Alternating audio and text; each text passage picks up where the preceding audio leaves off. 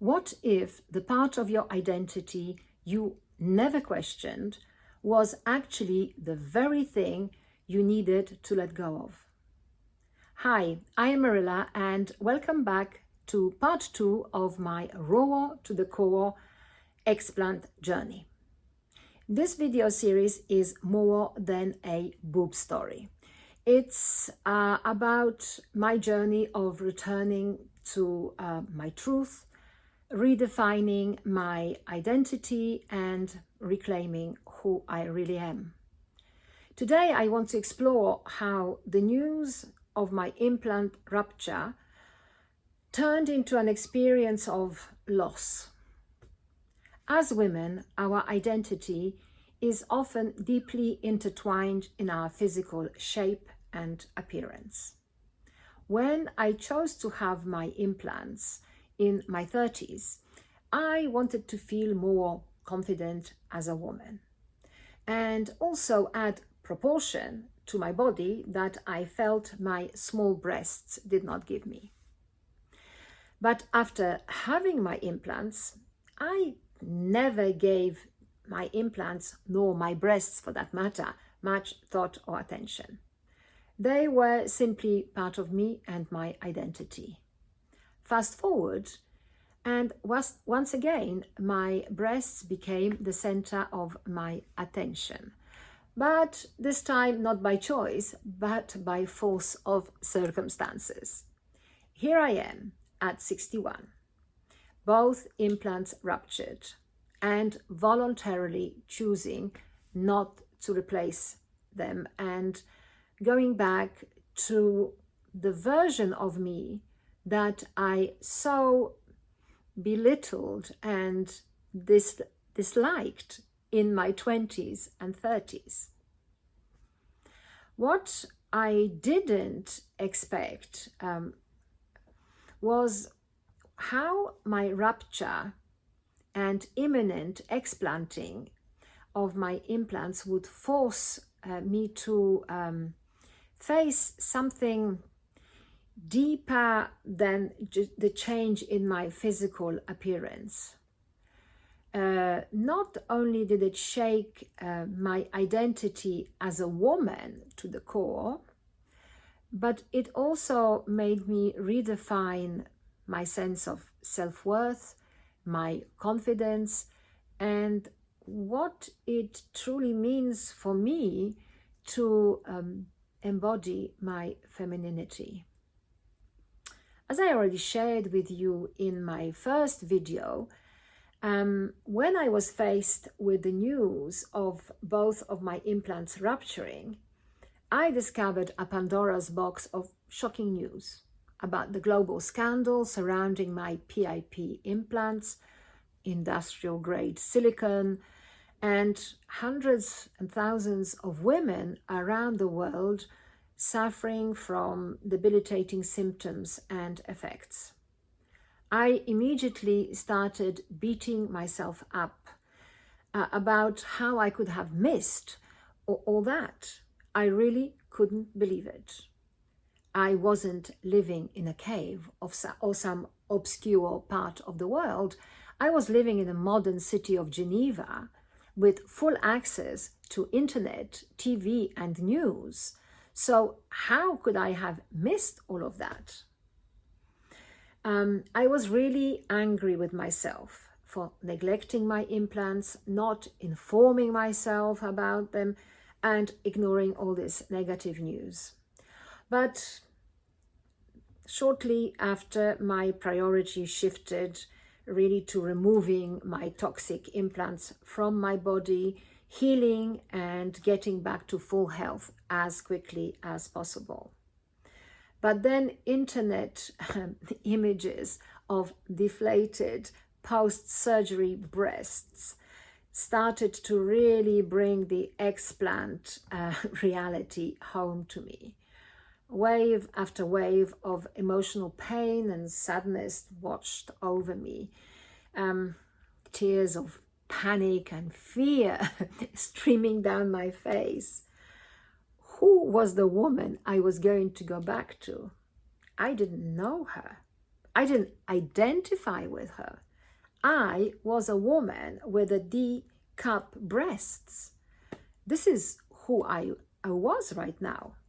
And soon I would lose that identity, and who would I become? And my thoughts then turned to my husband, who met me as the woman I am today, not the 30s version of myself. How would he feel being married to a woman with dinky boobs? Well, he assured me that his love extended beyond the size of my breasts. And the idea of a new woman in his life was rather exciting and could potentially inject some spice and novelty into our 20-year-old relationship. So slowly I started to realize and accept that indeed I was more than my breast size. And the feelings and emotions I was experiencing were just my brain's natural response to losing the familiar shape and form that my body has long associated with as my identity of a woman.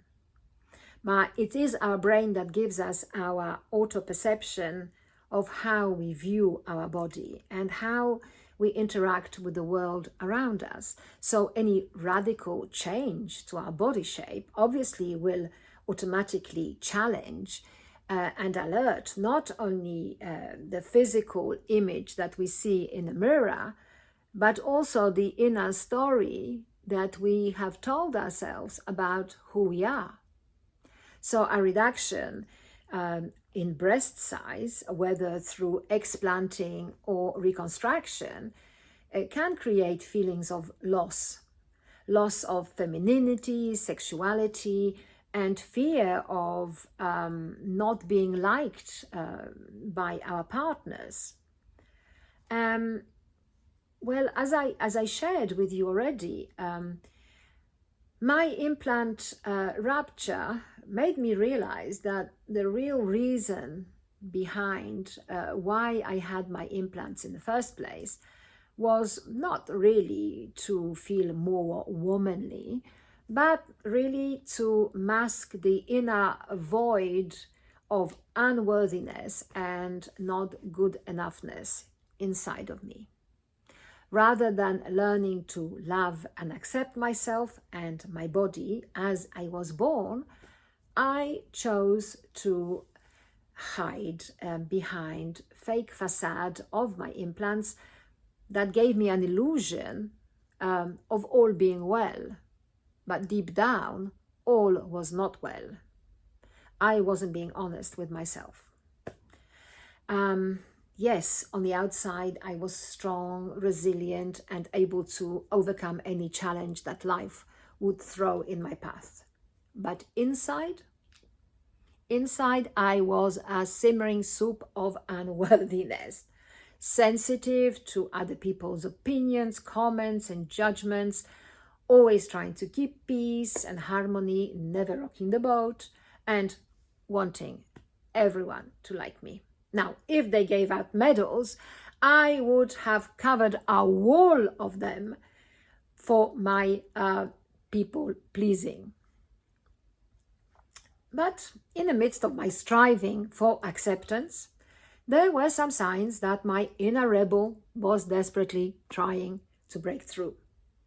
By defying corporate conventions, bending and challenging the dress code of my law office, and sporting a shockingly short bleached hair, just to name a few. But I continued to hide behind the glossy image of success, my high heels, and perfectly constructed facades, secretly terrified that without them, I might be seen as not enough. It took me 61 years and 2 ruptured implants to finally accept and step into the woman I was born to be, confident, worthy, and at peace with her small breasts. For the first time in my life, I actually feel excited about returning to the original version of myself. I can't wait to start afresh. It feels like a renaissance as the real authentic Marilla, regardless of her size of her breasts, her past choices, or external labels. It feels liberating and exhilarating to finally be coming home to me, to let go of all the facades that have been masking my true identity. Am I scared? Of course I'm scared.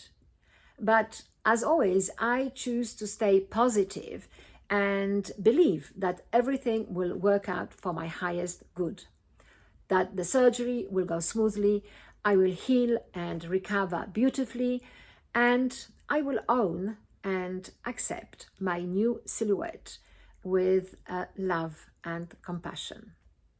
Yes, it's good to inform yourself about any potential risks from implants, BII, explanting, etc., but not to the point of overwhelming yourself with worry or not being able to sleep at night.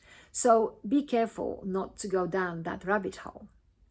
But if your mind does spiral into the worst case scenario, just pause, place your hand on your heart and take a few deep breaths and repeat to yourself, I love myself. These 3 simple words carry magic. They shift your energy, they soothe your nervous system, and they bring you back to self. Now, if saying I love myself is a tad difficult for you right now, you could replace it with I return to myself instead. And this will bring you back to center. Yeah, downsizing from a D cup is scary. But I am choosing to focus on the excitement of rediscovering the new woman, the woman I am becoming. A woman full of new opportunities, new possibilities, and wisdom. So I'd love to hear from you about your own stories, any challenges or concerns that you may be experiencing. So please share and put your questions in the comments. I will be continuing my video journey by sharing about my preparation for the surgery and generally how I am traversing this complex period in my life. So until the next time, let's embrace the beauty of the women that we truly are, exactly as we are.